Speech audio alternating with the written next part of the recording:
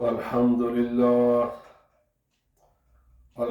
لله نحمده ونصلي ونسلم على رسوله الكريم. أما بعد فأعوذ بالله من الشيطان الرجيم. بسم الله الرحمن الرحيم. وَلِلَّهِ عَلَى النَّاسِ حِجُّ الْبَيْتِ مَنِ اسْتَطَاعَ إِلَيْهِ سَبِيلًا. وقال الله تبارك وتعالى: وَأَتِمُّوا الْحَجَّ وَالْعُمْرَةَ لِلَّهِ. صدق الله العظيم. إن الله وملائكته يصلون على النبي يا أيها الذين آمنوا صلوا عليه وسلموا تسليما. اللهم صل على سيدنا ومولانا محمد وعلى آله وأصحابه سيدنا ومولانا محمد وبارك وسلم عليه. الصلاة والسلام عليك يا سيدي يا رسول الله وعلى آلك وأصحابك يا سيدي يا حبيب الله. اللہ رب العزت جل وعلا کی حمد و ثنا، نبی کریم رؤوف الرحیم صلی اللہ علیہ وسلم کے دربار در بارگاہ بار میں ہدیہ درود السلام عرض کرنے کے بعد، معزز سامعین و حاضرین، آج کی جمعۃ المبارک کی اس گفتگو میں عنوان گفتگو ہے فرید حج. حج یہ اسلام کے 5 بنیادی ارکان میں سے ایک رکن ہے. جو 5 پلرز آف اسلام ہے ان میں سے ایک پلر حج ہے. اس کی اہمیت کا اندازہ یوں کیا جا سکتا ہے کہ قرآن حکیم میں نماز نام کی کوئی صورت نہیں ہے، زکوٰۃ نام کی کوئی صورت نہیں ہے، روزے کے نام کی کوئی صورت نہیں ہے، لیکن حج کے نام کی ایک مکمل صورت ہے. اور پھر قرآن مقدس میں مختلف مقامات پر بہت تفصیل کے ساتھ، وضاحت کے ساتھ حج کے بارے میں بیان کیا گیا ہے. اس لیے اور یہ ان عبادات میں سے ایک عبادت ہے کہ جس سے انسان کے تمام گناہ اللہ تعالیٰ معاف فرما دیتا ہے. لیکن بہرحال مرور زمانہ سے جو مسلمانوں میں باقی معاملات میں سستی پیدا ہوئی، انہی میں سے اس مسئلے میں بھی مسلمان سستی کا شکار ہیں. تو میں نے آج ضروری سمجھا کہ اس مسئلے پر گفتگو کی جائے اور احباب کی توجہ دلائی جائے کہ بھائی جس پر حج فرض ہے وہ جلد از جلد یہ فریضہ ادا کرے اور اس سے سبکدوش ہو جائے. میں ساری انشاءاللہ جتنا مجھ سے ہو سکے اس مخصوص وقت میں بیان وہ میں کروں گا. سب سے پہلے اس کا لغوی لٹریلی میننگ کیا ہے؟ القصد. حج کا لٹریلی لغوی معنی ارادہ کرنا ہے. بس اہل عرب جب اس کو بولتے ہیں یا بولا جب کسی بھی انسان نے سب سے پہلے، تو حج کا معنی تھا ارادہ کرنا. اب ارادے تو بے شمار ہو سکتے ہیں، درست جائز بھی ہو سکتے ہیں، ناجائز بھی ہو سکتے ہیں، لیکن پھر اس کو حج کو اہل عرب نے مخصوص کر دیا کثرت القصد الی من تعظمہ، اس کی طرف جانے کا ارادہ کرنا جس کی عظمت آپ کے دل میں ہے. جس کو آپ بہت بڑی چیز سمجھتے ہیں، اس کی زیارت کے ارادے کا نام حج ہے۔ تو یہ اس کا لٹرلی میننگ ہے کہ کوئی بھی چیز ہے آپ کے ذہن میں، آپ کے دل و دماغ میں، آپ کے عقیدے میں اس کی بڑی عظمت ہے، اور اس کی عظمت کو ذہن میں رکھتے ہوئے اس کی زیارت کے لیے جانے کا نام حج ہے۔ اور شریعت اسلامیہ میں اس کا معنی کیا ہے؟ قصد الکعبۃ لاداء افعال مخصوصۃ، خانہ کعبہ کی زیارت کا ارادہ کر کے گھر سے نکلنا، سفر کرنا، تاکہ مخصوص افعال، ایکشنز، مخصوص کام کیے جائے وہاں جا کر۔ اور وہ زیارت مکان مخصوص فی زمن مخصوص بفعل مخصوص، یا اس کی ڈیفینیشن، اس کا معنی ہے شریعت میں کہ کسی مخصوص جگہ کی زیارت کرنا ایک مخصوص وقت میں اور مخصوص افعال کے ساتھ۔ اس کا معنی یہ ہوا کہ دیکھیں، مسجد کی عظمت انسان کے دل میں ہوتی ہے، اور بھی بہت سی جگہیں جہاں انسان کے دل میں عظمت ہوتی ہے۔ انسان گھر سے نکلتا ہے ان مسجد میں جانے، نماز پڑھنے کے لیے، مسجدوں کی زیارت کے لیے، آیا اس کو حج کہیں گے؟ تو فرماتے نو، حالانکہ مسجد کی عظمت ہر مسلمان کے دل میں ہے، کیونکہ ہر عظمت والی جگہ کے لیے سفر کرنے کا نام حج نہیں ہے۔ ایک خاص جگہ ہے جو پورے خدا کی زمین پر ایک ہی ہے، اس جگہ کی زیارت کے لیے جانے کا جب آپ ارادہ کرتے ہیں اور گھر سے نکلتے ہیں، اپنے گھر کو چھوڑتے ہیں، اپنے وطن کو چھوڑتے ہیں، تو پہلی بات تو یہ کہ مکان مخصوص ہے، اگرچہ آپ کی عظمت شاید کسی اور چیز کی بھی آپ کے دل میں ہوگی، لیکن وہ جو خانہ کعبہ ہے بس اس کے لیے جانے کا نام حج ہے۔ نمبر 2، زمن مخصوص ہے۔ اچھا، لوگ تو پورا سال خانہ کعبے کی زیارت کے لیے جاتے ہیں، ہجوم رہتا ہے۔ آج کل تو تقریباً حج میں، بلکہ رمضان میں حج سے بھی لوگ زیادہ ہوتے ہیں، تو وہ بھی تو خانہ کعبے کی زیارت کے لیے جاتے ہیں نا۔ اب ان کو حج کہیں گے تو نہیں کہہ سکتے، کیوں؟ ہر زیارت کا نام، اور ہمہ وقت جب بھی ہم خانہ کعبے کی زیارت کے لیے جائیں تو اس کا نام حج نہیں ہے۔ حج ہے ایک مخصوص اسپیسیفک ٹائم ہے، اس ٹائم کے اندر اگر سفر کریں گے تو حج ہوگا، اگر وہ اسپیسیفک ٹائم نہیں ہے تو پھر حج نہیں ہے۔ وہ اس کے جو ٹائمنگ ہے، اسپیسیفک جو ٹائم ہے، وہ ہے شوال کا مہینہ، ذیقعد کا مہینہ، ابھی جو جا رہا ہے، اسی لیے تو میں نے حج کے بعد بات کر رہے کہ یہ مہینہ حج کا شروع ہو گیا ہے، اور ذی الحجہ اس کے پہلے 10 دن، بس یہی حج کے اوقات ہیں۔ ان 2 مہینے 10 دنوں کے اندر جو خانہ کعبہ کی زیارت کے لیے سفر کرے گا وہی حج ہے۔ لیکن یہاں پر ابھی تک بات ختم نہیں ہوئی، کیوں؟ روزانہ ہزاروں لاکھوں لوگ ٹریول کرتے ہیں، کوچ پر جاتے ہیں، ایروپلین پر جاتے ہیں، ٹیکسی ڈرائیور ہوتے ہیں، حالانکہ وہ حج نہیں کرتے، مکہ معظمہ کی خانہ کعبہ کی زیارت کے لیے جاتے ہیں، انہی دنوں میں بھی جاتے ہیں۔ کیا وہ حاجی ہے، وہ اس سفر کا نام حج ہے؟ تو کہتے ہیں نہیں، شرعاً اس سفر کا نام حج نہیں ہے، کیوں؟ بے فعل مخصوص ہے،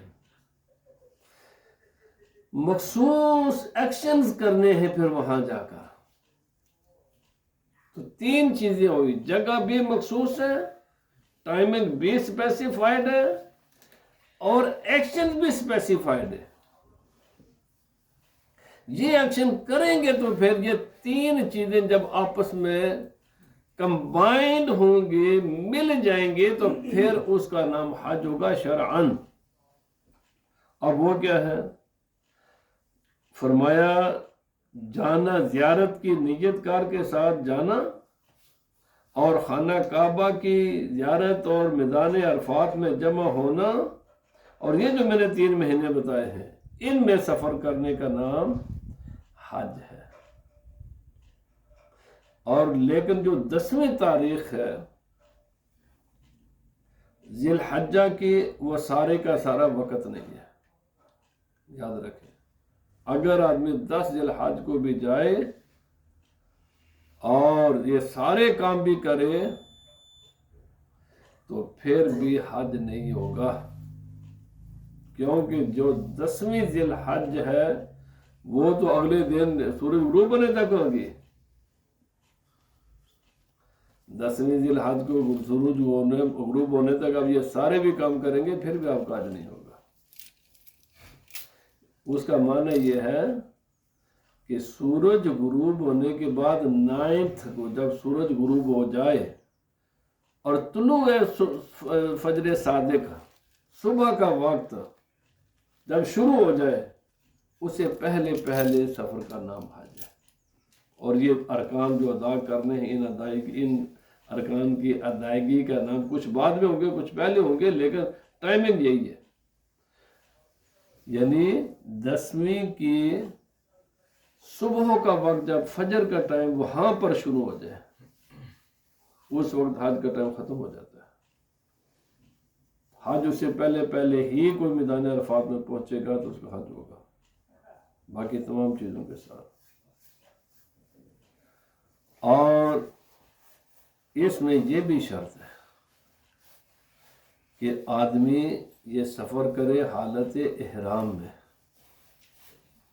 اگر احرام کے بعد یہ سفر کی بغیر سفر کرتا ہے، ان تمام جو چیزیں میں نے بتائی پہلے میں ذکر کر دی، یہ سارے کام کرے لیکن کرے بغیر احرام کے، تو پھر بھی حج نہیں ہوگا۔ اس سفر میں یہ بھی شرط ہے کہ وہ حالت احرام میں ہو، ان تمام پابندیوں کے ساتھ جو میں نے ابھی عرض کیا ہے۔ اب یہ حج کی فرضیت کا جو حکم یہ کب نازل ہوا؟ پہلی بات، سب سے پہلی بات یہ یاد رکھیں، حج یہ رسول اللہ صلی اللہ علیہ وسلم کی آمد کے بعد نہیں ہے۔ حج سیدنا آدم علیہ السلام سے بھی نہیں ہے، وہ 7000 سال پہلے آدم علیہ السلام کی تخلیق، ان کو جب اللہ پاک نے بنایا ان سے بھی تقریباً 7000 سال پہلے، اور بعد مختلف کچھ 50,000 بعض روایتوں میں آتا ہے، بعد میں 2000 آتا ہے، بعد میں 7000 آتا ہے، اور بھی شاید کئی روایات ہوں گی۔ اس جگہ کی زیارت کے لیے فرشتے حج کیا کرتے تھے، تو یعنی یہ وہ عبادت ہے کہ جو انسان کے آغاز سے بھی پہلے ہے۔ پہلے فرشتے اس جگہ کی حج کرتے تھے۔ ہو سکتا ہے کہ چونکہ انسان سے پہلے زمین پر جن آباد تھے، جنوں میں بھی 2 قسم کے لوگ ہیں، مسلمان بھی ہیں کافر بھی ہیں، وہ بھی کرتے ہوں گے، لیکن میرے نظر سے نہیں کوئی ایسی بات گزری، اس لیے میں ان کا ذکر۔ بہرحال فرشتوں کے بارے میں تو بہت روایات آتی ہیں۔ اور یہ حج کوئی بھی ایسا تاریخ کا زمانہ نہیں ہے، مثلا مشرکین عرب میں شرک پھیل گیا، رسول اللہ صلی اللہ علیہ وسلم کی ولادت سے تقریباً 300 سال پہلے بہت بڑی تعداد لوگ عرب کے مشرک ہو گئے۔ یہ جو عرب کے لوگ جو مشرک ہوئے نا، یہ کوئی یہ نہیں ہے کہ یہاں پر تو پیغمبر حضرت اسماعیل علیہ السلام کے بعد نہیں کوئی آیا، شاید کوئی میرے ذہن میں اس میں نہیں ہے کہ حضرت عیسیٰ علیہ السلام بھی عربی پیغمبر ہیں، حضرت حود علیہ السلام بھی اہل عرب کے پیغمبر ہیں۔ 4 پیغمبر عربی ہیں، عرب میں صرف 4 پیغمبر آئے ہیں، باقی کوئی پیغمبر عربی نہیں ہے۔ ان میں سے حضرت صالح علیہ السلام ہے، حضرت حود علیہ السلام ہے، حضرت شعیب علیہ السلام ہے۔ کیونکہ حضرت اسماعیل علیہ السلام میں بیساکل عرب نہیں تھے، یہ تو بیسکلی ترکی عراق کے تھے نا، تو ہاں رسول اللہ صلی اللہ علیہ وسلم آپ عرب کے ہیں، تو بہرحال وہ میرا عنوان نہیں ہے۔ تو رسول اللہ صلی اللہ علیہ وسلم سے پہلے تقریباً 300 سال پہلے یہ جو اہل عرب تھے نا، یہ حضرت اسماعیل علیہ السلام کے دین جو آپ نے تبلیغ فرمائی، جو لوگوں کو راہ ہدایت دکھائی، اسی پر یہ رہے۔ اہل ایمان تھے، خانہ کعبہ کی زیارت کر حج کیا کرتے تھے۔ یہ 300 سال پہلے یہاں شرک شروع ہو گیا عرب میں، جس کو زمانہ فطرت کہتے ہیں۔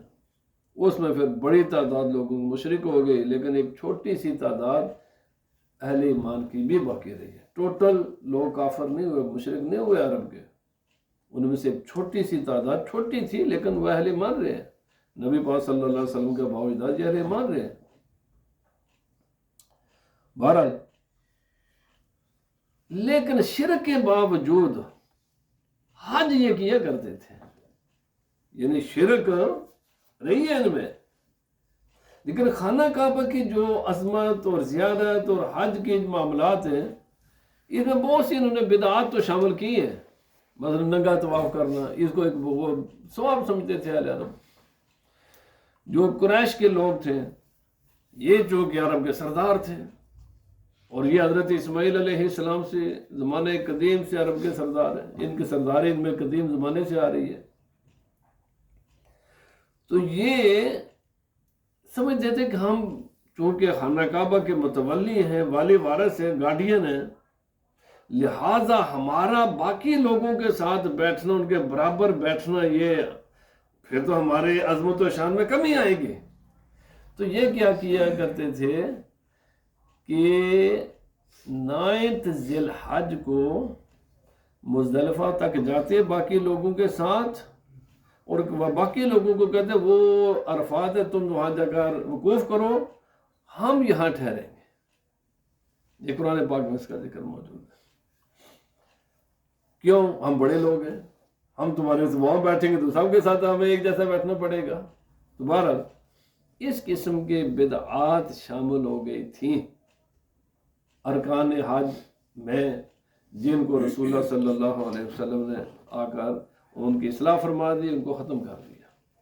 اب چاہے کوئی بھی ہے، چاہے قریشی ہے یا غیر قریشی ہے، وہ عالم ہے یا جاہل ہے، گنہ گار ہے یا اللہ کا ولی ہے، بادشاہ ہے یا غلام ہے، امیر ہے یا غریب ہے، عربی ہے یا اجمی ہے، سب کو میدان عرفات میں وقوف کرنا ہوگا۔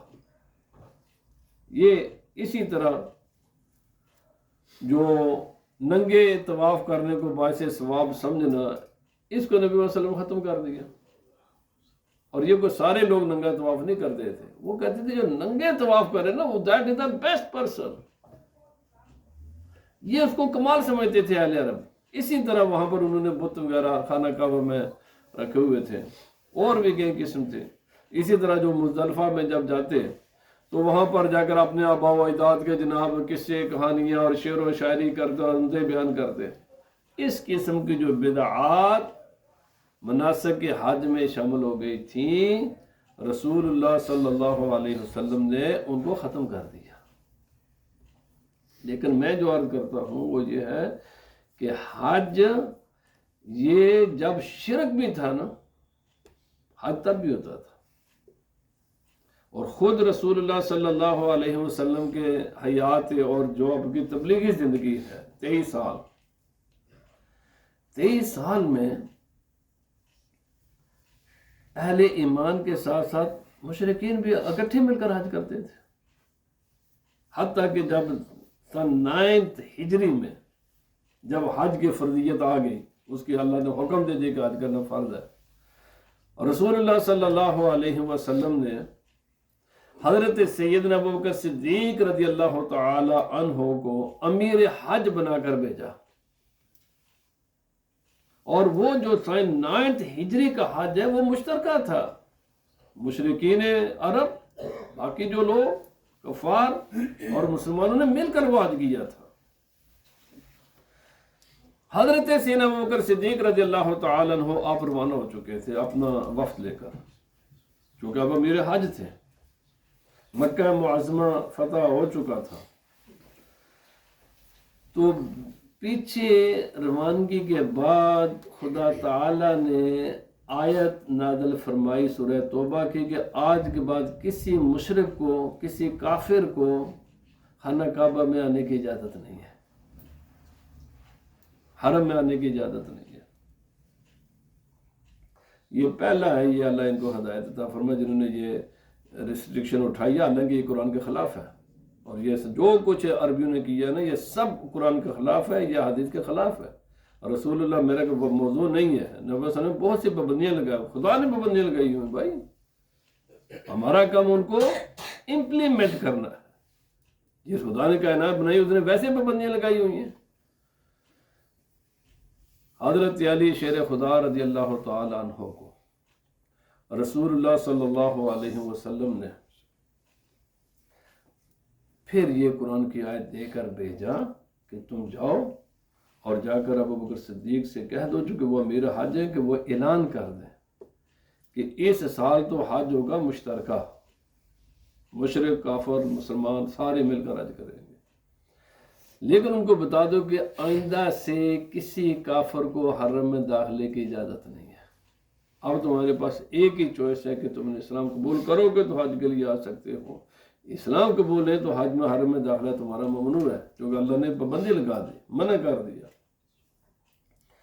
پھر اگلے سال سن 10 ہجری میں رسول اللہ صلی اللہ علیہ وسلم نے جب اپنے ارادے کا اظہار فرمایا کہ اس سال میں نے حج کے لیے جانا ہے، تو یہ خبر پورے عرب میں آگ کی طرف پھیل گئی،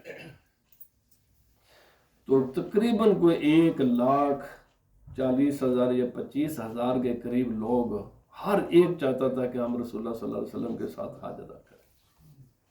تو یہ ایک پورا عرب، 1,00,000 سے زائد لوگ یہ رسول اللہ صلی اللہ علیہ وسلم کے ساتھ حج کے لیے آئے، چونکہ نبی صلی اللہ علیہ وسلم نے ایک ہی حج ادا کیا ہے، حج اسلام فرض، یہ 9 میں یہ حج فرض ہوا ہے، تو 10 میں تو نبی پاک صلی اللہ علیہ وسلم نے حج ادا کیا، اور پھر اسی تقریباً 81 دن کے بعد نبی صلی اللہ علیہ وسلم کا وصال ہو گیا۔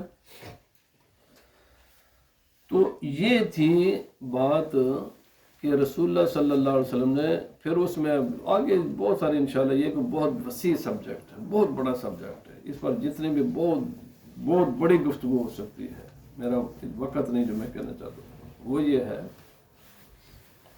کہ حج ایک پرانی عبادت ہے جو انسان سے بھی پہلے ہے، یعنی حضرت آدم علیہ السلام کی تخلیق سے بھی یہ پہلے سے فرشتے کیا کرتے تھے، پھر اللہ کے تمام نبیوں نے حج ادا کیا ہے، تمام اللہ کے نبی حج ادا کرتے رہے، حالانکہ وہ عرب نبی تھے پھر بھی حج سب نے کیا، اللہ کے تمام نبیوں نے۔ تو اب یہ جو حج ہے نا جی، یہ اہل ایمان پر زندگی میں ایک مرتبہ اس کی ادائیگی جو وہاں جا سکتا ہے اس پر فرض ہے۔ اس کا جو کرائٹیریا ہے وہ کوئی چیز نہیں ہے، اس کی وجہ یہ ہے نا جی، وہ ایک مخصوص جگہ خانہ کعبہ، ظاہر بات ہے بعض لوگ بہت قریب ہوں گے اس کے، جن کو شاید ایک دمڑی بھی نہ خرچ کرنا پڑے، اہل مکہ ان کو کیا ہے، ان کے تو کوئی خرچہ نہیں ہے نا۔ اسی طرح جو جتنے قریب ہوں گے ایسے ہی ان کے معاملات آسان ہیں، اور جتنا کوئی انسان دور تر ہوتا چلا جائے گا تو ایسے ہی ان کے معاملات مختلف ہوتے جائیں گے۔ تو بھائی اس لیے قرآن پاک میں اس کا کوئی کرائٹیریا نہیں بیان کیا گیا سوائے ایک کے کہ حج صرف اس انسان پر فرض جو وہاں پہنچ سکتا ہے، بس جو چیزیں وہاں پہنچنے کے لیے ضروری ہے نا، بس جب وہ مہیا ہو جائیں گی تو بس اس پر حج فرض ہو جائے گا۔ وہاں پہنچنے کے لیے ایک تو ہماری آنکھوں کی بنائی ہونی چاہیے، دوسری ٹانگیں سلامت ہونی چاہیے، دور بارے انسانوں کے لیے سواری ہونی چاہیے، ٹھیک ہے نا جی۔ اسی طرح اس کے بیوی بچے ہیں، باقی معاملات ہیں، ان کا بندوبست کر کے جانا چاہیے۔ ظاہر بات اہل مکہ کے لیے مسئلہ مختلف ہوگا، جدہ والوں کے لیے مسئلہ مختلف ہوگا، مدینہ منورہ والوں کے لیے مسئلہ مختلف ہوگا، برطانیہ کے لیے مختلف ہے، انڈیا والوں کے لیے مختلف ہے، جاپان امریکہ کے لیے، چونکہ صرف ایک شرط ہے کہ جو وہاں پہنچ سکتا ہے، جو بھی وہاں پہنچ سکتا ہے نا جی اس پر حج فرض ہے۔ بھائی یہ مسئلہ یاد رکھ لیں، حالات بدلتے رہتے ہیں، ہر آدمی سمجھتا ہے کہ اس کے پاس وہاں جانے کے لیے ٹکٹ کے پیسے ہیں آج کے زمانے میں، جو بھی ذریعہ استعمال کرے، سواری یہ شرط ہے، جا سکتے سواری، دور والے لوگوں کے لیے یہ ہے کہ ان کے پاس سواری ہو، کم از کم ایک سیٹ کے پیسے ان کے پاس ہوں۔ آپ نے بیوی بچوں، جن کے والدین کا اخراجات جانے سے کر واپس آنے تک، اہل و عیال کا خرچہ اس کے پاس موجود ہو، اور والدین کا، اگر والدین محتاج ہیں تو ان کا خرچہ اس کے پاس موجود ہونا چاہیے، ان کو دے کر جائے ان کے عدم موجودگی میں، تاکہ وہ کسی کے محتاج نہ ہو۔ تو اس انسان پر حج فرض ہو جائے گا۔ اب رسول اللہ صلی اللہ علیہ وسلم نے فرمایا کہ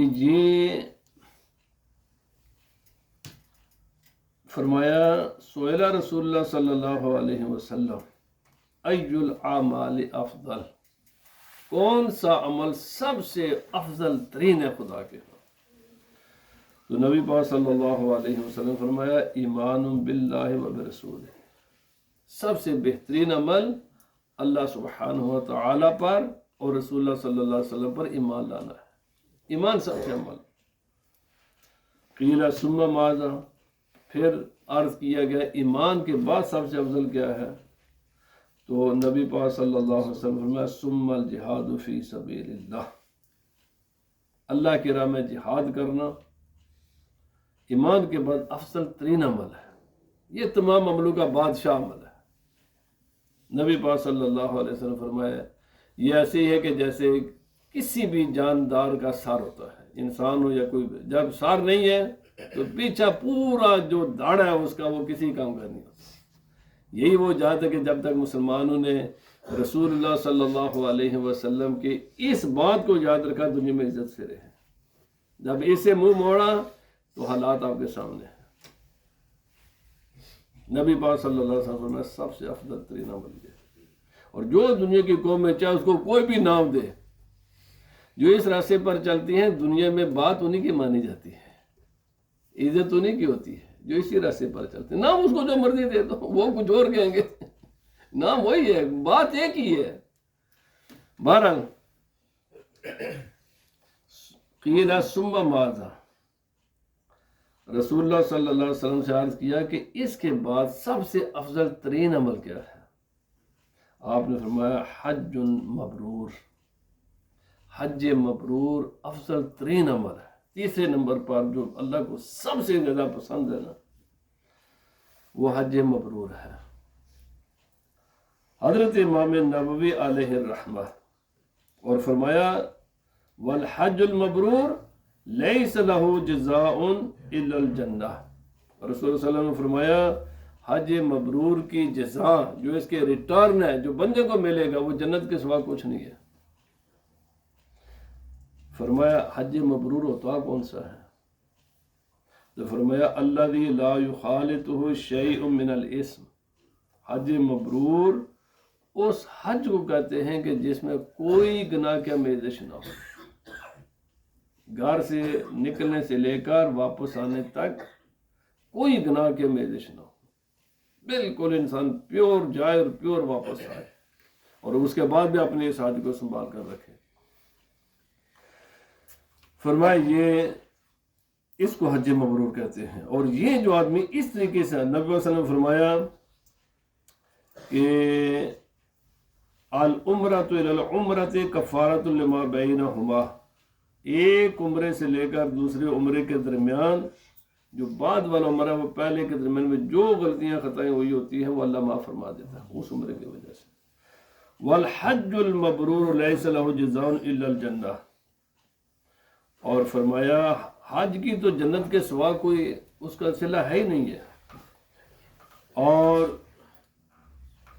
نبی پاک صلی اللہ علیہ وسلم فرمایا من حج فلم یرفث ولم یفسق رجع من ذنوبہ کیوم ولدتہ امہ بغیر ذنب، جس آدمی نے حج کیا اس طریقے سے کہ دوران پورے سفر کے دوران کوئی بھی حیائی کا سوچا بھی نہیں، کیا بھی نہیں، کچھ بھی نہیں، نہ کوئی گناہ کیا، نہ کوئی اللہ پاک نے فرمایا کسی سے آرگیومنٹ کی، لڑائی جھگڑا، الجھا رہا، چونکہ وہاں پر غصہ بہت آتا ہے، یہ میرا بھی تجربہ وہ سب آپ بہت اس کو کنٹرول کر کے رکھیں، انسانوں سے الجھے نہ خواہ مخواہ، چونکہ پوری روح زمین سے انسان آئے ہوئے ہوتے ہیں اور وہاں جا کر کچھ نہ کچھ طبیعتیں بھی خراب ہو جاتی ہیں، الجھے نہ کسی سے، آرگیومنٹ نہ کسی سے کرے۔ فرمایا وہ گناہوں سے ایسے ہی پاک صاف ہو کر واپس آتا ہے گویا کہ جیسے وہ پہلے دن اپنے ماں کے شکم سے دنیا میں آیا تھا، وہ گناہ اس کے ذمہ میں کوئی گناہ نہیں تھا۔ اسی طرح فرمایا وہ گناہوں سے پاک ہو جاتا ہے، یعنی بغیر گناہوں کے واپس آتا ہے۔ اور نبی صلی اللہ علیہ وسلم فرمایا الحجاج والعمار وفد اللہ ان دعوہ اجابہم، حاجی اور عمرہ کرنے والے یہ اللہ کے مہمان ہیں۔ یہ اور جب کوئی بھی آدمی کسی کے گھر، جب دنیا والے اگر کسی کے گھر مہمان جائے نا تو جو بھی بات ہوتی ہے تو میزبان اس کے ہر بات کو ایکسیپٹ کرتا ہے، اس کے ہر بات کو پورا کرتا ہے۔ فرمایا حاجی اور عمرہ کرنے والے جو بھی اللہ سے مانگتے ہیں اللہ تعالیٰ ان کی قبول فرماتا ہے۔